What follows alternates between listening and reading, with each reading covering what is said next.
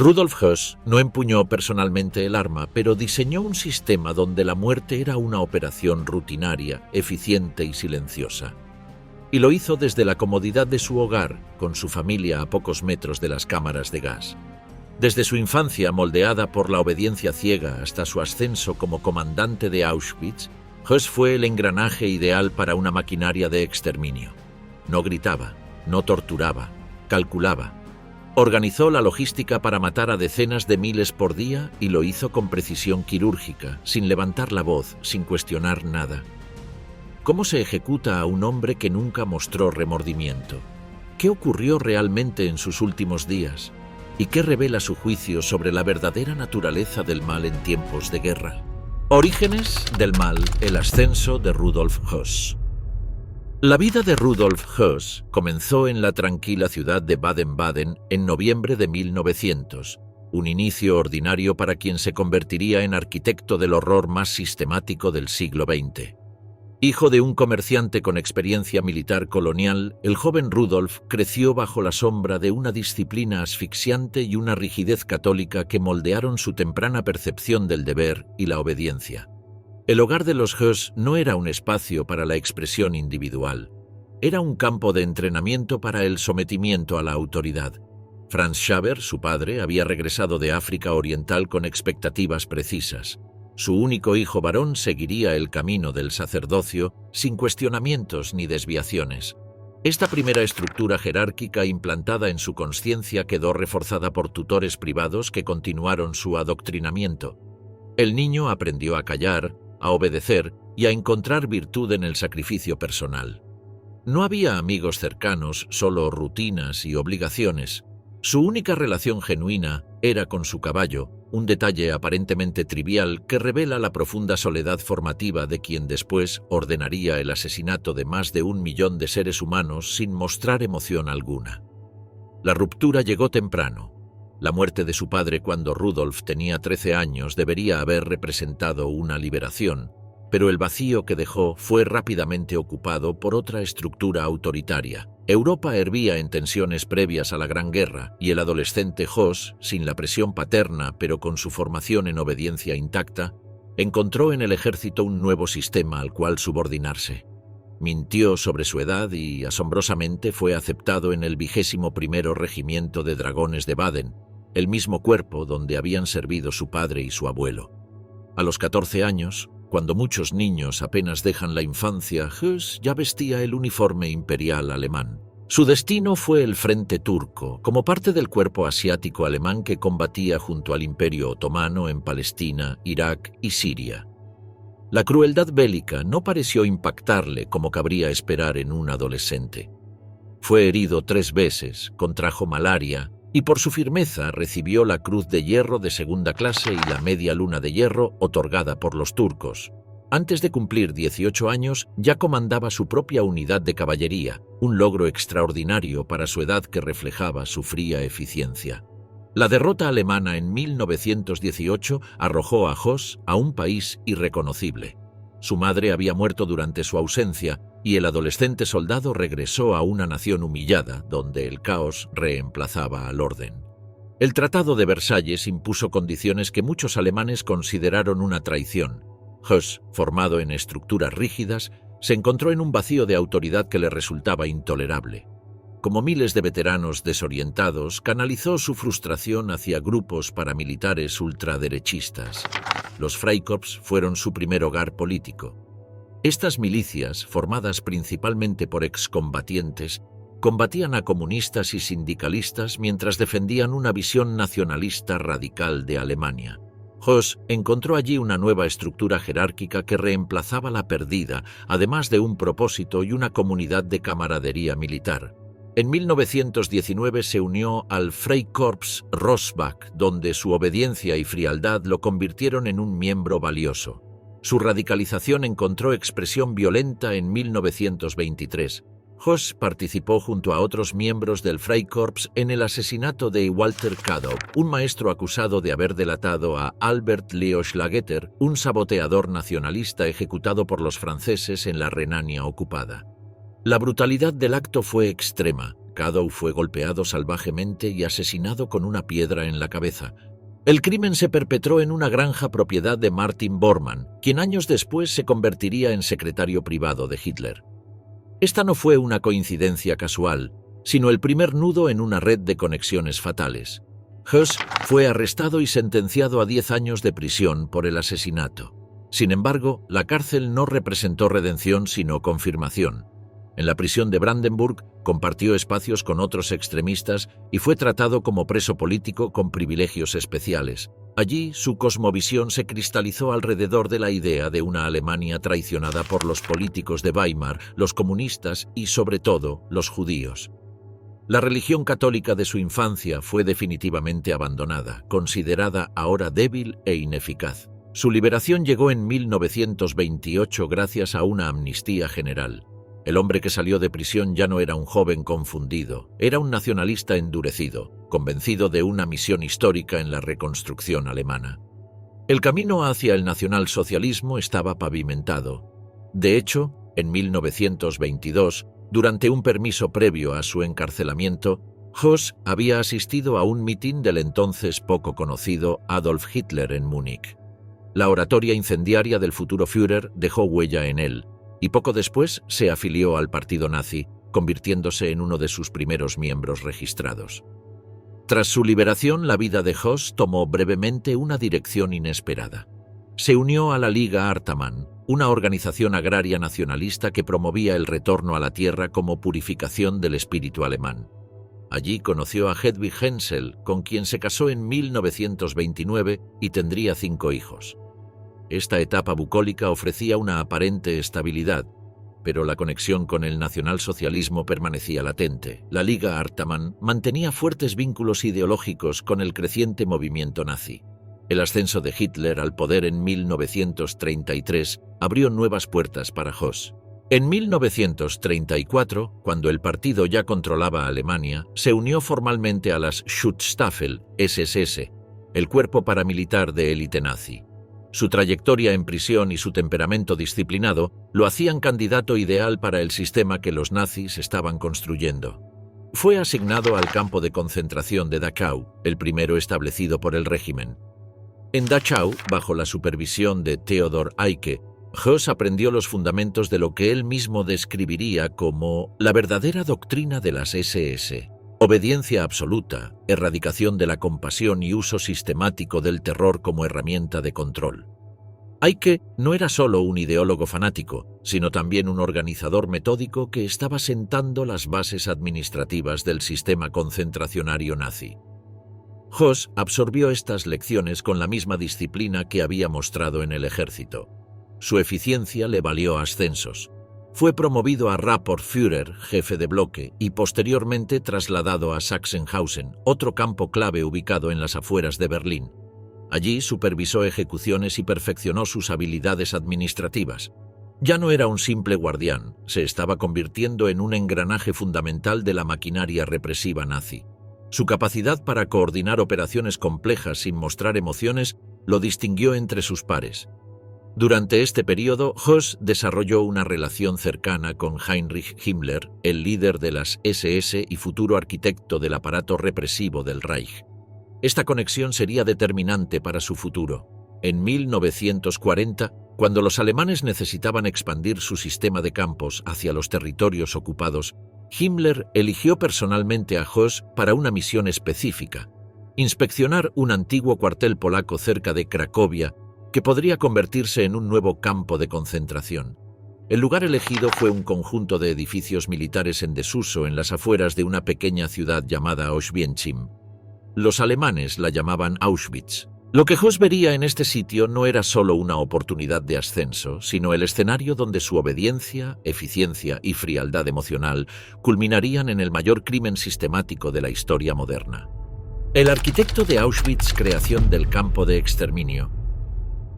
El 1 de mayo de 1940, Rudolf Höss asumió el cargo que lo inmortalizaría en las páginas más oscuras de la historia: comandante del campo de concentración de Auschwitz. El nombramiento no fue casualidad.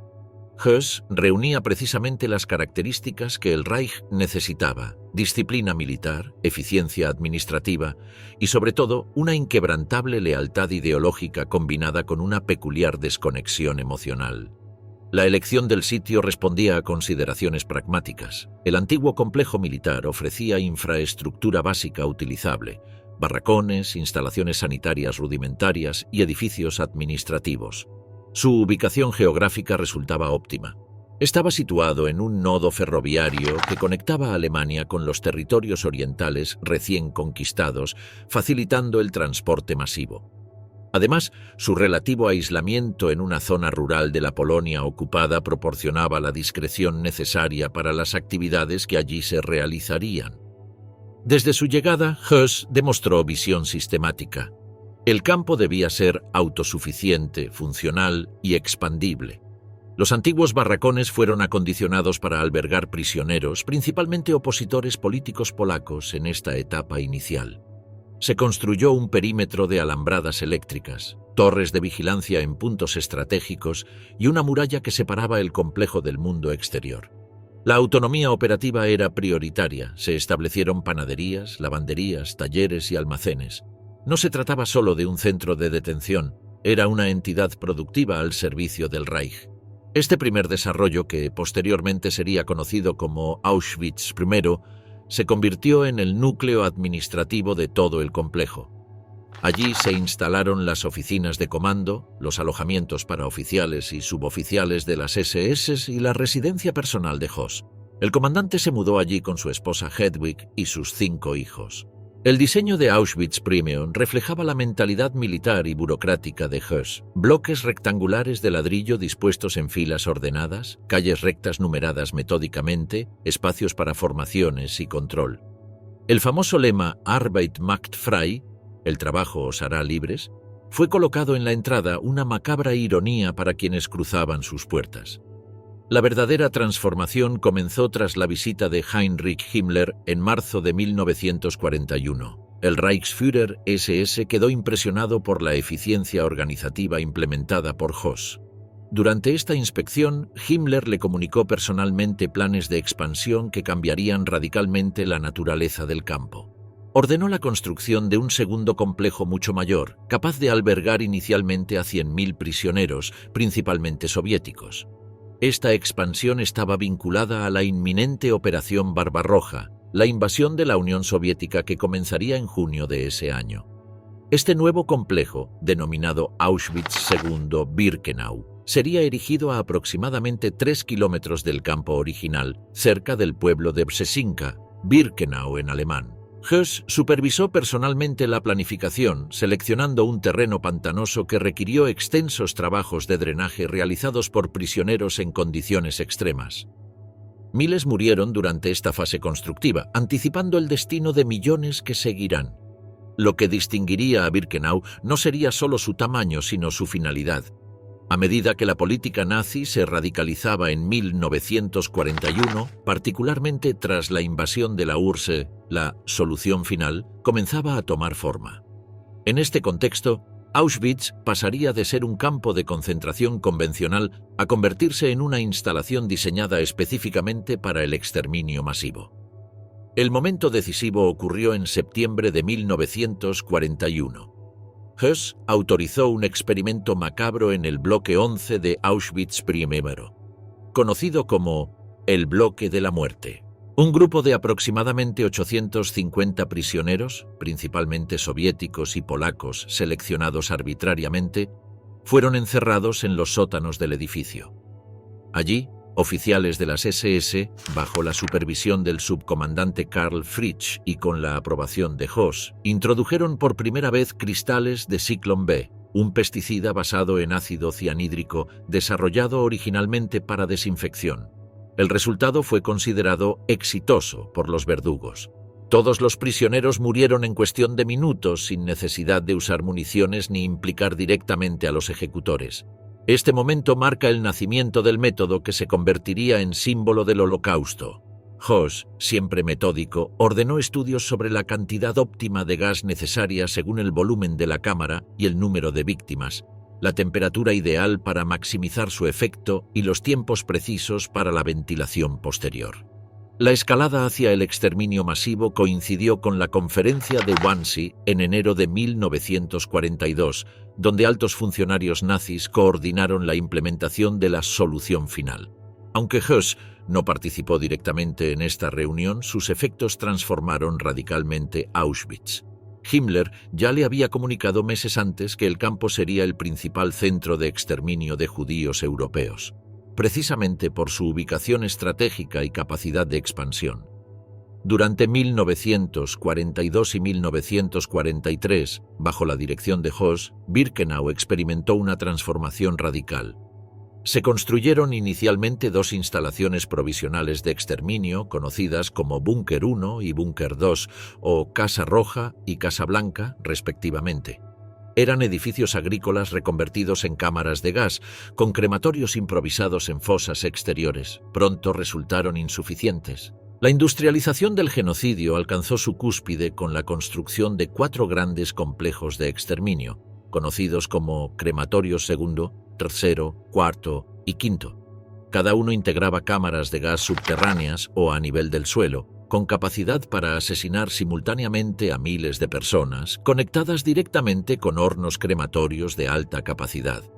El diseño, desarrollado por la firma civil alemana Topf & Sonne, permitía procesar miles de cuerpos diariamente con mínimo personal. Para facilitar este proceso, Höss ordenó la construcción de un ramal ferroviario que penetraba directamente en Birkenau, terminando en una plataforma central conocida como La Rampa. Allí, los deportados descendían de los trenes y eran sometidos a selección. Médicos de las SS, entre ellos el infame Josef Mengele, decidían con un simple gesto quién viviría temporalmente como trabajador esclavo y quién sería enviado inmediatamente a las cámaras de gas. La eficiencia del sistema estremece por su calculada frialdad. Los recién llegados, exhaustos tras días de viaje en condiciones infrahumanas, eran recibidos con una falsa sensación de orden. Se les instruía a dejar ordenadamente sus pertenencias para desinfección, desnudarse y prepararse para una ducha tras el largo viaje.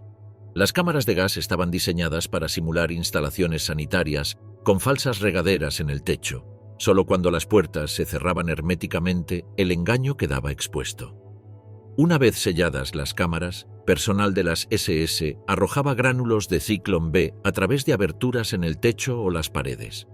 El proceso de muerte duraba entre 10 y 20 minutos, durante los cuales los prisioneros experimentaban asfixia progresiva y convulsiones agónicas. Höss, en sus memorias posteriores, describiría fríamente cómo los cuerpos se apilaban en forma de pirámide, con los más fuertes en la cima buscando desesperadamente el aire que ya no existía. El procesamiento posterior de los cadáveres quedaba a cargo de los Sonderkommando, grupos de prisioneros, principalmente judíos, forzados bajo amenaza de muerte a realizar esta macabra labor. Extraían dientes de oro, cortaban cabello para uso industrial y transportaban los cuerpos a los hornos. La deshumanización era absoluta. Los cadáveres eran referidos en documentos oficiales como piezas o unidades. Paralelamente a esta maquinaria de muerte, Höss desarrolló un tercer componente del complejo, Auschwitz III Monowitz, también conocido como Buna, un campo de trabajo forzado para abastecer a la industria alemana, particularmente la planta de goma sintética de IG Farben. Los prisioneros asignados a Monowitz eran literalmente trabajados hasta morir, con esperanzas de vida que raramente superaban los 3 meses debido a la combinación de trabajo extenuante, malnutrición y enfermedades. La administración del complejo seguía una estructura jerárquica rigurosa. Höss, como comandante, ocupaba la cúspide, asistido por varios adjuntos responsables de áreas específicas. Los Lagerführer, jefes de subcampo, supervisaban las distintas secciones del complejo. Los Rapportführer controlaban bloques individuales y coordinaban trabajos forzados. La guardia perimetral y las labores de vigilancia recaían en las SS Totenkopfverbände, unidades de la calavera. Para facilitar el control interno, los nazis implementaron un sistema de prisioneros funcionarios. Capos, Blockelteste y otros prisioneros privilegiados colaboraban en la administración interna a cambio de pequeñas ventajas. Esta estrategia no solo reducía la necesidad de personal alemán, sino que creaba divisiones entre los propios prisioneros, dificultando la solidaridad y resistencia organizada. La meticulosidad administrativa de Höss era legendaria. Mantenía comunicación constante con las oficinas centrales de las SS en Berlín, enviando informes detallados sobre capacidades operativas, número de procesados y eficiencia de las instalaciones. El lenguaje empleado en estos documentos revela la deshumanización absoluta. Términos como piezas, unidades o material sustituían cualquier referencia a seres humanos. Su vida personal durante este periodo presenta un contraste perturbador. Residía con su familia en una confortable villa dentro del complejo, a escasos metros del crematorio Prime. Sus hijos jugaban en jardines mientras las chimeneas de los crematorios funcionaban incesantemente.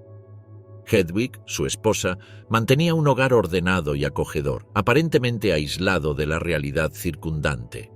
En sus memorias posteriores, Höss mencionaría la tranquilidad que le proporcionaba regresar a este ambiente doméstico tras jornadas supervisando el exterminio masivo. La doble vida de Höss ejemplifica lo que Hannah Arendt describiría después como la banalidad del mal. La capacidad humana de compartimentar la existencia, de ser simultáneamente padre amoroso y organizar sistemáticamente el asesinato de millones. No era un psicópata irracional, sino un burócrata eficiente que veía el genocidio como una tarea administrativa asignada, desconectada de cualquier reflexión moral.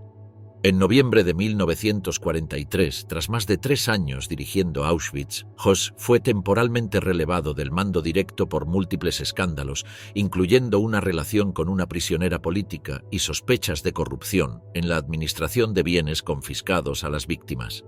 No obstante, no cayó en desgracia. Fue promovido al cargo de jefe del Departamento Prime de la Oficina Central de Economía y Administración de las SS, posición desde la cual supervisaba todos los campos de concentración del Reich. Sin embargo, su relación con Auschwitz no había terminado. En 1944, ante los avances aliados y la inminente derrota del Reich, los nazis aceleraron el exterminio. La eficiencia del horror, Operación Höss y el genocidio húngaro. En la primavera de 1944, mientras las fuerzas aliadas avanzaban inexorablemente por Europa y la derrota del Tercer Reich parecía cada vez más inevitable, una operación de exterminio sin precedentes comenzaba a gestarse.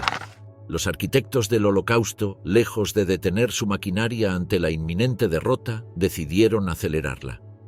Esta fase final, la más intensa y brutal del genocidio nazi, sería dirigida por el hombre que había convertido Auschwitz en una fábrica de muerte, Rudolf Höss, quien regresaría específicamente para supervisar lo que se conocería internamente como Aktion Höss o la Operación Höss.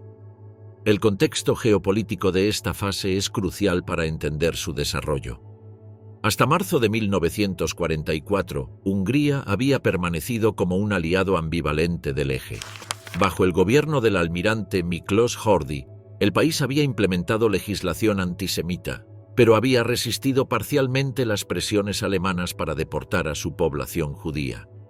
Esta comunidad, la segunda más numerosa de Europa con aproximadamente 725.000 personas, había permanecido relativamente protegida mientras millones perecían en los territorios ocupados circundantes. La situación cambió drásticamente cuando los servicios de inteligencia alemanes detectaron contactos entre Hungría y los aliados, interpretados como preparativos para desertar del Eje. Hitler ordenó la ocupación militar del país el 19 de marzo de 1944 en la Operación Margaret. El gobierno húngaro quedó reducido a una administración títere controlada por Berlín, y las SS asumieron inmediatamente el control de las políticas referentes a la población judía. Adolf Eichmann, quien ya había coordinado deportaciones desde otros países europeos, fue enviado a Budapest para organizar la logística. Simultáneamente, Heinrich Himmler requirió la presencia de Rudolf Höss para una misión especial. A pesar de haber sido transferido a un puesto administrativo en Berlín en noviembre de 1943, Höss seguía siendo considerado el mayor experto en exterminio masivo eficiente. Su tarea, regresar a Auschwitz para preparar el campo ante la inminente llegada de cientos de miles de judíos húngaros en el menor tiempo posible. El operativo comenzó con precisión militar. Entre abril y mayo de 1944, Los judíos húngaros fueron concentrados en guetos improvisados, principalmente en zonas rurales del noreste del país. La gendarmería húngara, colaborando activamente con las SS, implementó las medidas con sorprendente eficacia.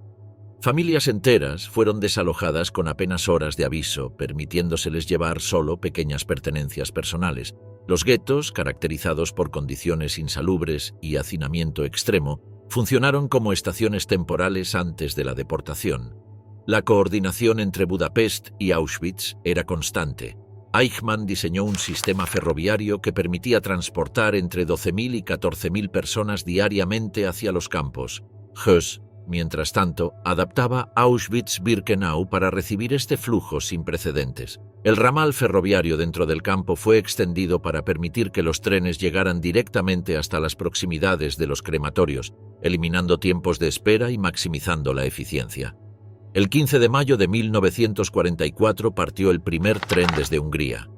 Durante los siguientes 56 días, aproximadamente 147 trenes transportaron a más de 430.000 judíos húngaros hacia Auschwitz. La operación alcanzó intensidades inéditas. Algunos días llegaban hasta 4 trenes, cada uno con entre 2.000 y 3.000 personas hacinadas en vagones de carga sin instalaciones sanitarias, comida o agua suficiente.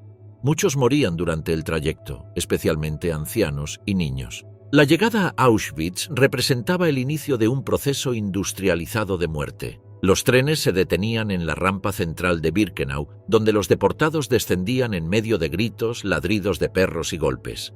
Hombres y mujeres eran separados inmediatamente. Oficiales médicos de las SS, vestidos con batas blancas para reforzar la ilusión de un procedimiento sanitario, realizaban la selección con gestos casi imperceptibles: izquierda para trabajos forzados, derecha para muerte inmediata.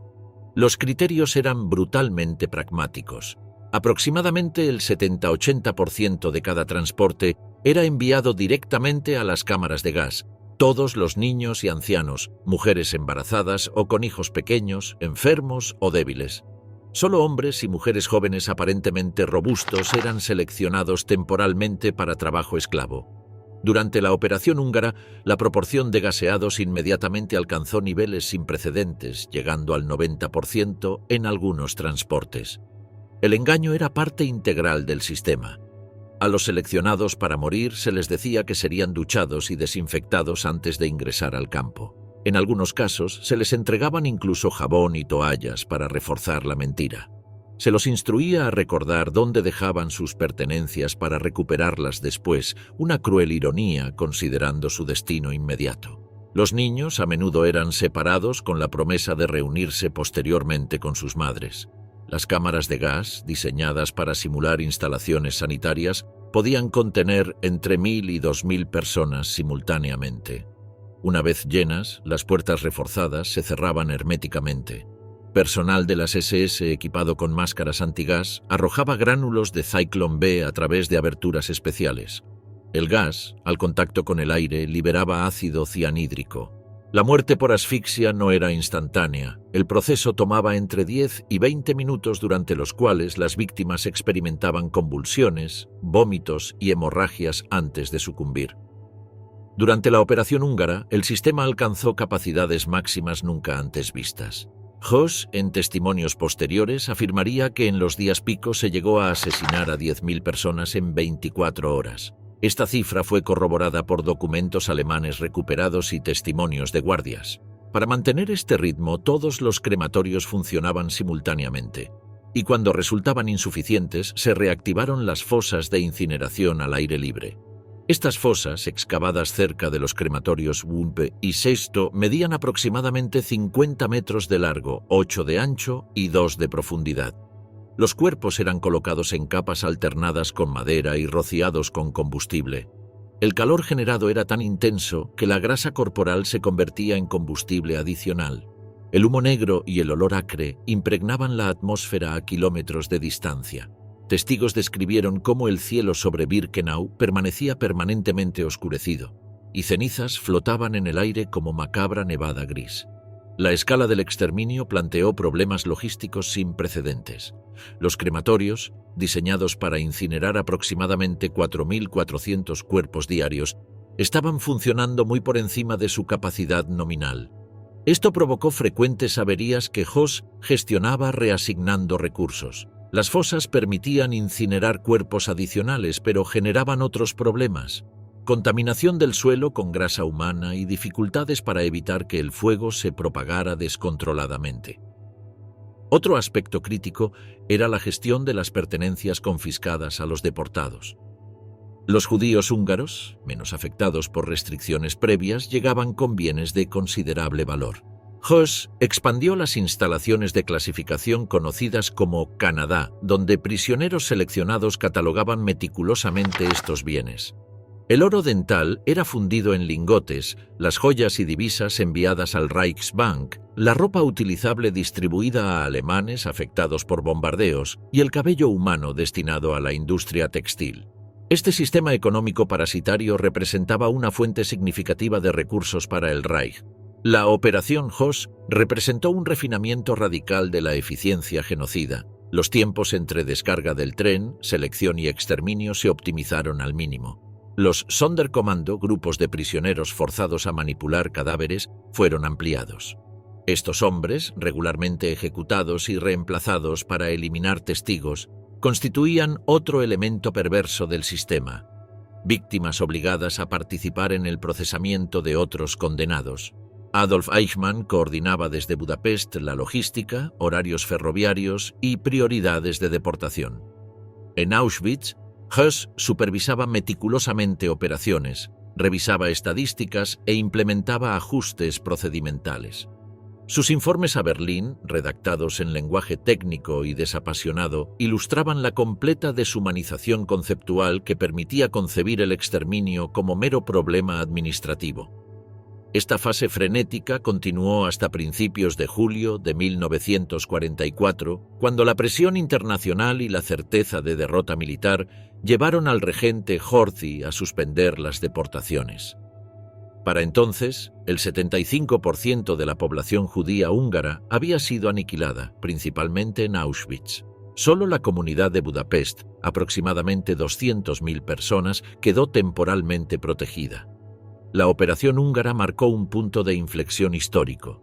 Nunca antes ni después se asesinó a tantas personas en tan poco tiempo, más de 430.000 en apenas 56 días. Sorprendentemente, estos transportes recibieron prioridad incluso sobre convoyes militares en plena retirada alemana, evidenciando la primacía ideológica del genocidio sobre consideraciones bélicas prácticas. Caída del Imperio, la huida y captura, de Rudolf Hoss. En enero de 1945, mientras el Ejército Rojo avanzaba hacia Polonia, el sonido de la artillería soviética comenzaba a resonar en Auschwitz. Para Rudolf Hoss y los demás arquitectos del Holocausto, la hora del colapso había llegado. Este desmoronamiento no significaría solo derrota militar, sino el desvelamiento de crímenes que habían intentado ejecutar lejos del escrutinio público. El 17 de enero, Heinrich Himmler autorizó la evacuación completa de Auschwitz. Comenzó entonces una febril destrucción de evidencias, documentación comprometedora quemada, instalaciones clave dinamitadas, archivos incinerados. En la precipitación, miles de documentos permanecieron intactos, proporcionando posteriormente evidencia crucial para investigadores. Al día siguiente iniciaron las tristemente célebres Marchas de la Muerte.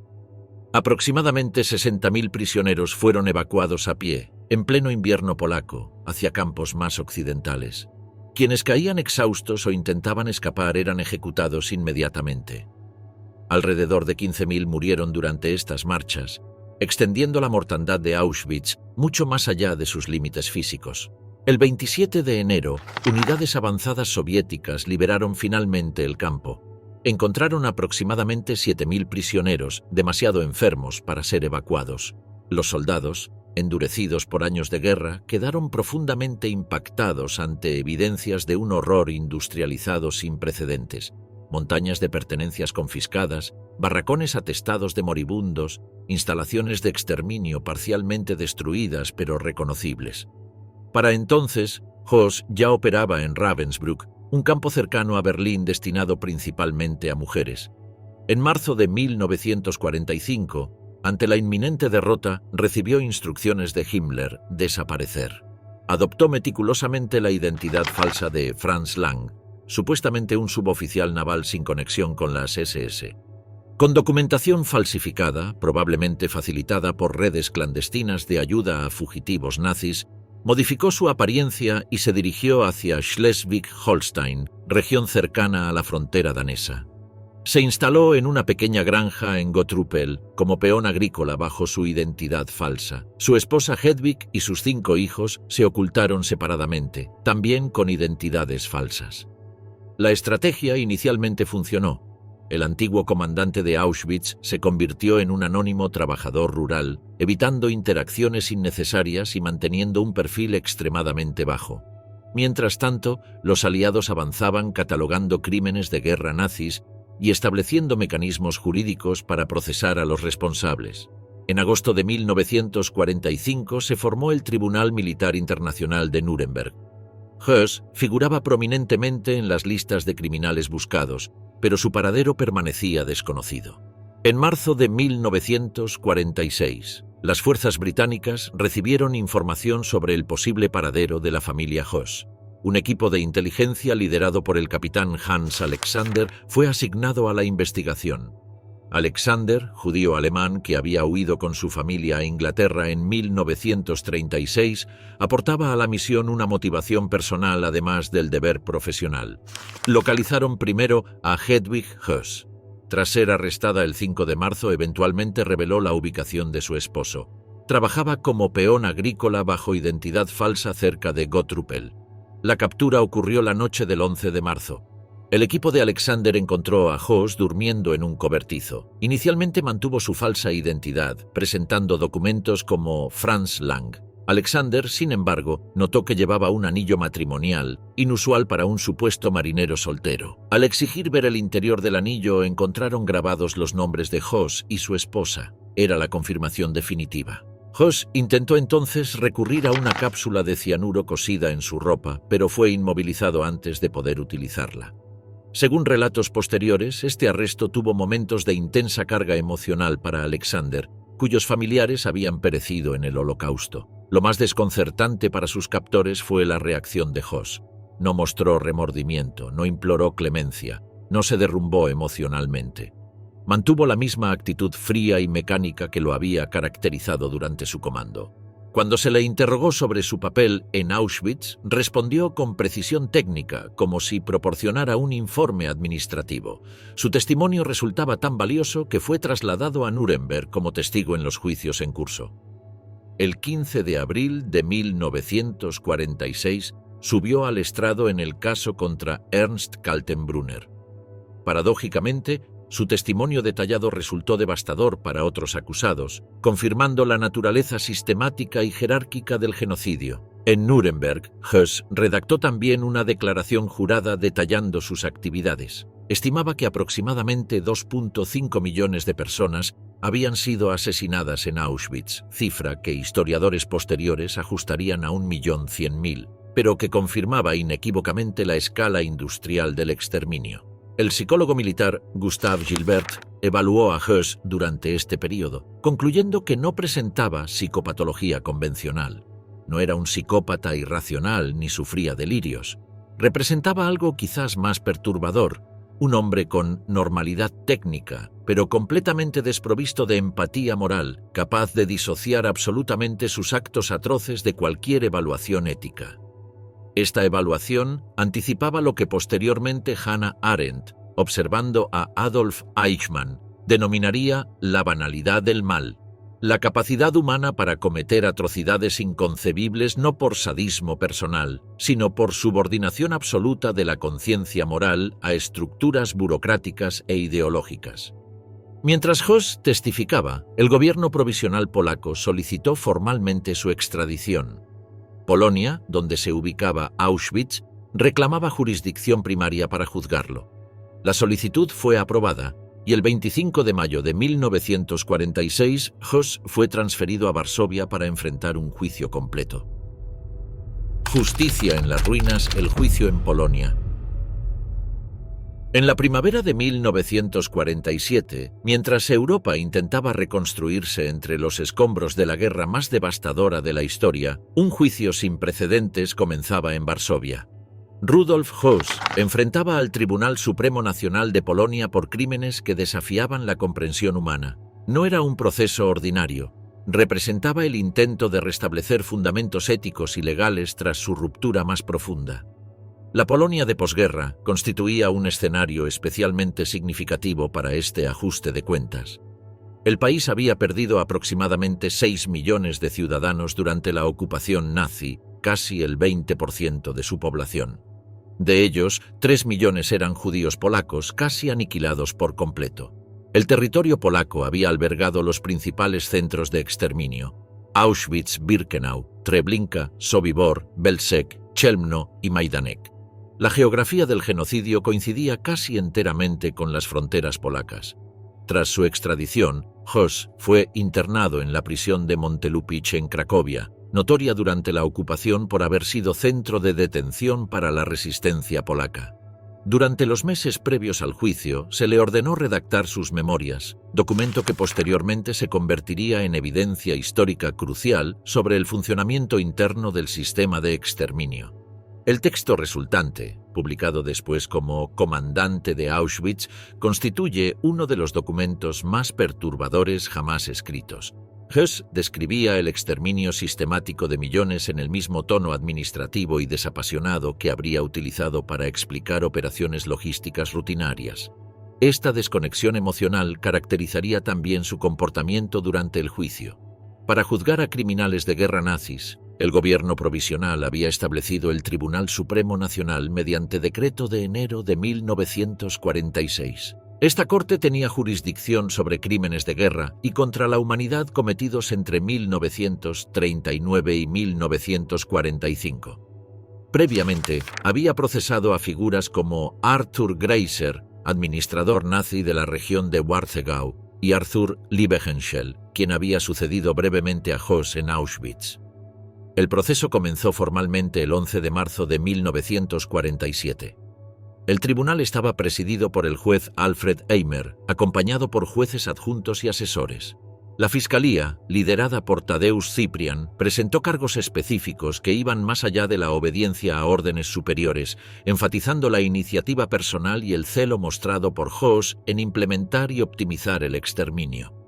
Los cargos formales incluían participación en el asesinato de civiles y prisioneros de guerra como comandante de Auschwitz, maltrato, tortura y actos inhumanos contra civiles y prisioneros, y pertenencia a una organización criminal, las SAS.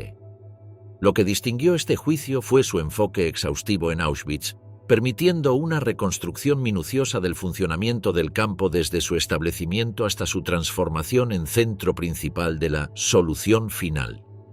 Durante 3 semanas, el tribunal escuchó testimonios de más de 30 testigos, incluyendo sobrevivientes, exguardias y expertos en crímenes de guerra.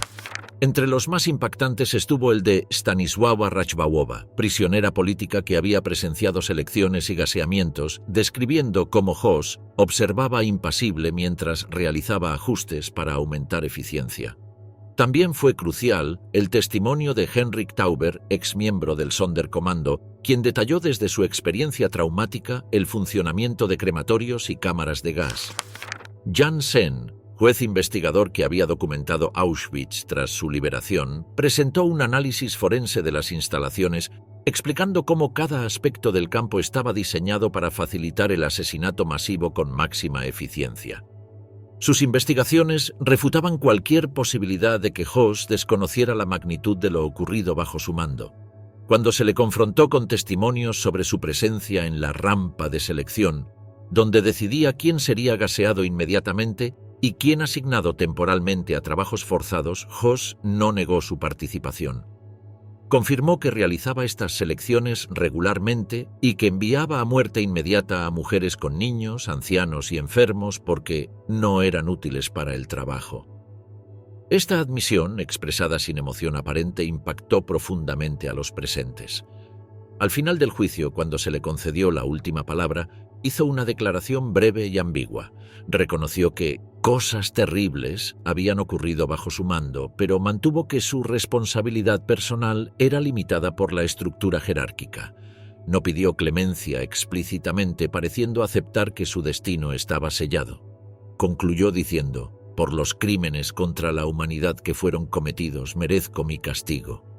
Esta frase, aparentemente contrita, estaba formulada en voz pasiva, distanciándose sutilmente de la agencia directa. El 2 de abril de 1947, el Tribunal Supremo Nacional pronunció su veredicto. Rudolf Höss fue declarado culpable de todos los cargos y condenado a muerte por ahorcamiento. En la fundamentación, el tribunal enfatizó que no había sido un mero ejecutor, sino un arquitecto activo del sistema de exterminio que había aplicado iniciativa personal para perfeccionar métodos de asesinato masivo y mostrado completa ausencia de remordimiento genuino. La sentencia incluía una disposición excepcional: la ejecución debería llevarse a cabo en Auschwitz, dentro del perímetro del antiguo campo. Esta decisión respondía a peticiones de organizaciones de exprisioneros y familias de víctimas, que argumentaban que la justicia simbólica requería que Höss enfrentara su final en el mismo lugar donde había orquestado la muerte de más de 1 millón de personas. Los días posteriores revelaron facetas contradictorias en su personalidad. Continuó escribiendo sus memorias con la misma precisión clínica, pero comenzó a mostrar signos de reflexión que habían estado ausentes durante el juicio. En cartas a su familia expresaba remordimiento principalmente por el impacto que sus acciones tendrían en ellos, no por sus víctimas. Significativamente retornó a la religión católica de su infancia. Solicitó y recibió los sacramentos del padre Władysław Lon, un sacerdote jesuita polaco. Cuando éste le preguntó sobre su fe durante la época de Auschwitz, Höss respondió que había dejado a Dios fuera de la puerta del campo. Esta frase sintetizaba la compartimentación moral que le había permitido funcionar como comandante de un campo de exterminio, mientras mantenía una vida familiar aparentemente normal. Para Polonia, el juicio representaba un paso inicial en un largo proceso de curación nacional, permitiendo que las víctimas vieran a uno de los principales perpetradores enfrentar justicia. Era también una declaración de soberanía recuperada. La nación seleccionada como principal escenario del Holocausto ahora administraba justicia sobre uno de sus arquitectos. Mientras tanto, Höss aguardaba en una celda austera. Según guardias, mantenía una rutina metódica, dormía sin aparentes pesadillas y continuaba escribiendo. No mostraba signos externos de terror o desesperación. La misma disciplina que había aplicado dirigiendo Auschwitz parecía sostenerlo ahora frente a su propia muerte inminente. En sus escritos finales, sin embargo, aparecen por primera vez reflexiones que sugieren cierta comprensión tardía de la magnitud moral de sus actos. Escribió: «Mi conciencia me obliga a admitir la culpa por las terribles atrocidades que se cometieron. Pagaré particularmente por esto con mi vida». No obstante, incluso estas declaraciones contenían ambigüedades, formulación pasiva, atrocidades que se cometieron en lugar de atrocidades que cometí, y contextualización dentro de planes más amplios del régimen, sugiriendo resistencia a asumir responsabilidad moral completa. La ejecución del verdugo, el fin en su propio infierno. El amanecer del 16 de abril de 1947 llegó gris y frío sobre la Alta Silesia polaca. El antiguo complejo de Auschwitz, donde apenas 2 años antes habían perecido los últimos de más de 1 millón de seres humanos, sería escenario de un acto final de justicia: la ejecución de Rudolf Höss, el hombre que había transformado unos barracones militares en la maquinaria de muerte más eficiente jamás construida. La decisión de ejecutarlo allí no era arbitraria. Organizaciones de exprisioneros habían solicitado que la sentencia se cumpliera en el mismo lugar donde había ejercido poder absoluto. Esta petición, aprobada como acto de justicia poética, significaba que el comandante enfrentaría su muerte en el mismo escenario donde había ordenado tantas otras. Carpinteros, irónicamente prisioneros de guerra alemanes bajo custodia polaca, construyeron una horca sencilla pero robusta junto al antiguo crematorio de Auschwitz I, a pocos metros de la casa donde Höss había vivido con su familia. Esta proximidad entre su antigua residencia y la maquinaria de muerte había sido siempre metáfora perturbadora de su compartimentación. Ahora, esta yuxtaposición adquiría dimensión final. La ejecución, inicialmente programada para el 15 de abril, fue pospuesta un día por razones de seguridad ante informes de posibles intentos de linchamiento durante el traslado. Las autoridades establecieron un perímetro de seguridad alrededor del complejo. En la región circundante, donde prácticamente cada familia había perdido miembros en el campo, las emociones permanecían intensas. Durante sus últimos días en Montelupich, Höss había mostrado cambios sutiles. El hombre que durante el juicio mantuvo frialdad mecánica comenzó a exhibir introspección. Recibió sacramentos católicos del padre Lon, regresando formalmente a la fe abandonada décadas atrás. Esta reconciliación religiosa tardía genera preguntas inquietantes. ¿Representaba arrepentimiento genuino o simplemente consuelo ritual ante la inminente muerte? En sus últimos escritos, dirigidos principalmente a su familia, pidió a Hedwig que educara a sus 5 hijos en un espíritu diferente al que había inspirado sus propias acciones. Le solicitó que les explicara eventualmente por qué su padre había sido ejecutado, pero enfatizando que no era un asesino en su corazón. Esta formulación revela persistente disonancia cognitiva. Hasta el final parecía incapaz de reconciliar sus acciones concretas con su autoimagen interna. La mañana de la ejecución fue despertado a las 5:00 am. Consumió metódicamente un desayuno simple, vistió ropa de prisionero limpia y fue esposado. Su último pedido fue enviar su anillo matrimonial a su esposa, solicitud concedida. A las 8:00 am, un vehículo lo transportó desde Cracovia hasta Auschwitz, aproximadamente 65 kilómetros. La seguridad era máxima. Vehículos adicionales con guardias armados escoltaban el convoy. Höss permaneció silencioso durante el trayecto, observando ocasionalmente el paisaje primaveral. Al llegar, fue conducido brevemente a la antigua Kommandantur, edificio que había servido como centro operativo durante su gestión. Según testimonios, solicitó un último café, que bebió tranquilamente. Esta rutina mundana en contexto tan cargado resultaba perturbadora para los presentes. A las 10:00 am fue trasladado al bloque 11, conocido durante la operación del campo como el Bloque de la Muerte. En esta edificación, tristemente célebre por albergar celdas de castigo y ejecuciones, permaneció aproximadamente 1 hora. Era una espera deliberada, diseñada para que experimentara, aunque brevemente, las mismas instalaciones donde miles habían sufrido bajo su mando. El área circundante a la horca había sido acordonada. La ejecución no sería pública en sentido tradicional.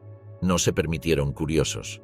Sin embargo, estaban presentes aproximadamente 100 testigos oficiales, representantes gubernamentales, oficiales judiciales, médicos forenses, periodistas acreditados y, significativamente, exprisioneros de Auschwitz que representaban diversas nacionalidades que habían sufrido en el campo. A las 10:08 am, Höss fue conducido hacia la horca.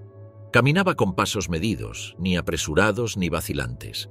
Testigos describirían su expresión como distante y resignada, pero no aterrorizada. Subió los escalones sin asistencia, manteniendo la misma disciplina y control que había ejercido como comandante. La estructura se alzaba junto al edificio que había albergado el primer crematorio, donde se realizaron los primeros experimentos con gas Zyklon B en 1941. La proximidad no era coincidental. Simbolizaba el ciclo completo de un sistema que reclamaba a su propio arquitecto. El fiscal polaco leyó formalmente la sentencia. Höss escuchó sin interrumpir. Cuando se le preguntó si tenía últimas palabras, respondió brevemente en alemán: Ich bedauere meine Taten, ich bezahle mit meinem Leben. Lamento mis actos, pago con mi vida. Esta declaración final, como muchas anteriores, mantenía calculada ambigüedad. Lamentar podía interpretarse como arrepentimiento moral o simplemente reconocimiento de consecuencias personales negativas. El verdugo colocó la soga alrededor de su cuello. Algunos testimonios indican que Höss ajustó ligeramente la posición de la cuerda, un último acto de control personal. A las 10:09 exactamente, la trampilla fue accionada. El comandante de Auschwitz quedó suspendido entre cielo y tierra. El cuerpo permaneció colgado aproximadamente 15 minutos. El médico oficial confirmó el fallecimiento a las 10:21. Höss había muerto por fractura cervical y asfixia. El hombre que había diseñado un sistema para asfixiar eficientemente a millones experimentaba ahora muerte similar, aunque individualizada y precedida por juicio justo, elementos negados a sus víctimas. El destino final de su cuerpo generó debate. Existía preocupación de que su tumba pudiera convertirse en lugar de peregrinación para simpatizantes nazis. Finalmente, se decidió cremarlo, ironía final, considerando los hornos que había construido, y dispersar sus cenizas en lugar no revelado. No habría tumba, no habría monumento, no habría referencia física para su memoria. Según testigos presenciales, los exprisioneros que presenciaron la ejecución no mostraron júbilo ni satisfacción vengativa. Una sobreviviente francesa describiría: «No sentí alegría, sentí que se había restablecido cierto orden en el universo, pero la enormidad de lo perdido hacía imposible cualquier sensación de triunfo». Esta reacción refleja la naturaleza fundamentalmente insatisfactoria de cualquier castigo frente a crímenes de tal magnitud. Ninguna retribución, por justa que fuera, podía compensar millones de vidas perdidas. La ejecución representó mucho más que castigo individual. Constituyó acto de justicia simbólica colectiva, intento de restaurar cierto equilibrio moral. El lugar preciso donde fue ahorcado permanece hoy marcado discretamente dentro del complejo museístico de Auschwitz, no como monumento al perpetrador, sino como recordatorio de que la justicia, aunque imperfecta e incompleta, eventualmente alcanzó a uno de los principales arquitectos del genocidio. El sistema que ayudó a crear no murió completamente con él. Otros perpetradores escaparon a la justicia. Algunos, como Eichmann, serían capturados décadas después. Muchos vivirían vidas completas sin enfrentar consecuencias. Las heridas del Holocausto continúan afectando a generaciones posteriores de sobrevivientes y sus descendientes. 75 años después, las preguntas fundamentales planteadas por la vida y crímenes de Rudolf Höss mantienen urgente relevancia. En un mundo donde persisten genocidios y deshumanización institucionalizada, su historia no es meramente histórica, sino proféticamente actual. Nos recuerda que el mal más destructivo no siempre surge de pasiones descontroladas, sino frecuentemente de la subordinación fría y calculada de principios éticos fundamentales a sistemas burocráticos y lealtades ideológicas. Höss murió como había vivido, disciplinado, controlado, aparentemente desconectado del significado moral completo de sus acciones. Pero murió bajo el imperio de la ley, después de un juicio con garantías procesales, con oportunidad de defensa y apelación. Estos elementos de justicia formal representan precisamente los principios que él había negado a millones. Su ejecución no fue meramente punitiva, sino restaurativa. Reafirmó la humanidad de sus víctimas al tratar incluso a su verdugo con mayor humanidad de la que él había mostrado.